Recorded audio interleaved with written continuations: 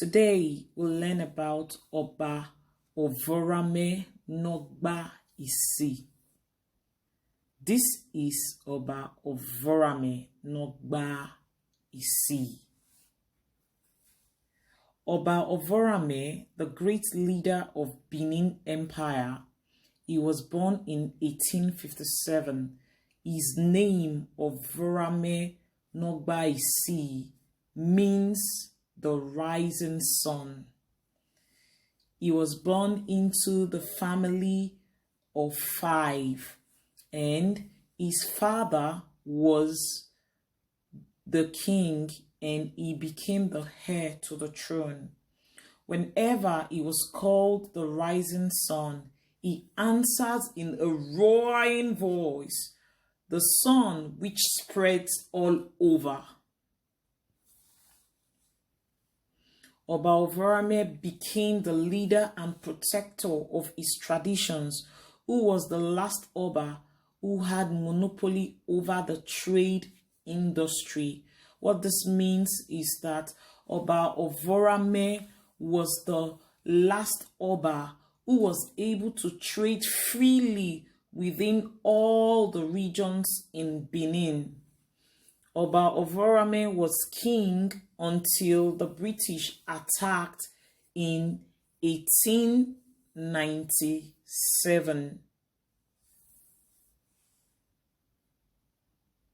The Benin territory was rich in so many natural resources, such as palm oil, rubber, ivory, tucks, and so much etc.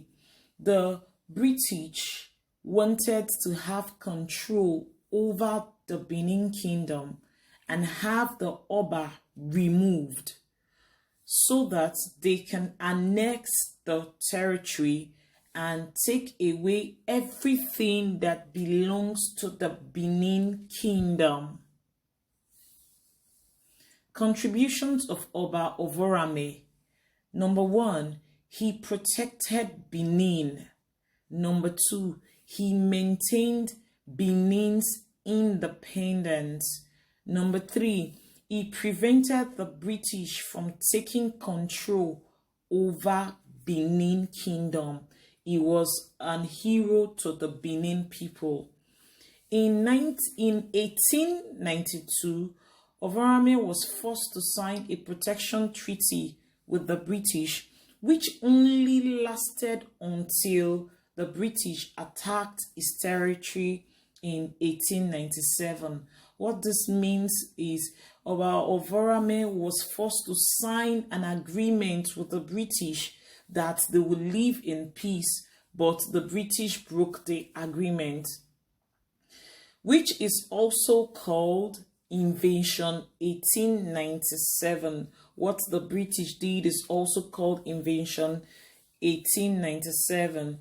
To invade means for a stronger person with bigger powers to take over a land that does not belong to them.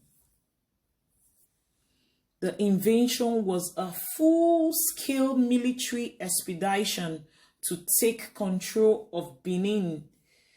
Orders were given to hang Oba Ovonramwen, and when Oba Ovonramwen heard about what was going on, what the British had planned concerning him, he took to his heels and ran as fast as he could. The royal palaces were looted and burnt down, and many inhabitants were killed. There was sorrow in the land when the British took over. Everyone was crying, both old and young. They suffered so much because the land Benin they were used to had become a strange land full of bloodshed.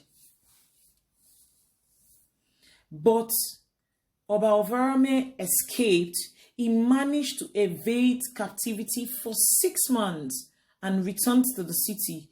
When he tried to bargain his way out of exile, as I told you before, he heard what the British was planning. So he ran away and hid in a village for some time, a period of 6 months, thinking he was going to buy his way out.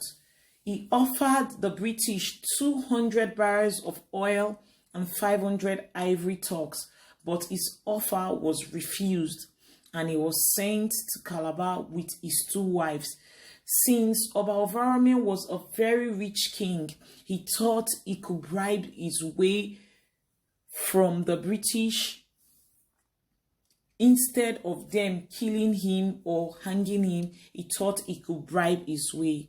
Where he later died, the British did not accept any of the gifts he brought to them, and they sentenced him to a village called Calabar, where he later died in January 1914.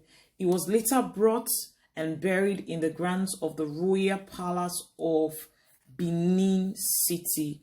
I hope you had a nice time. Bye for now.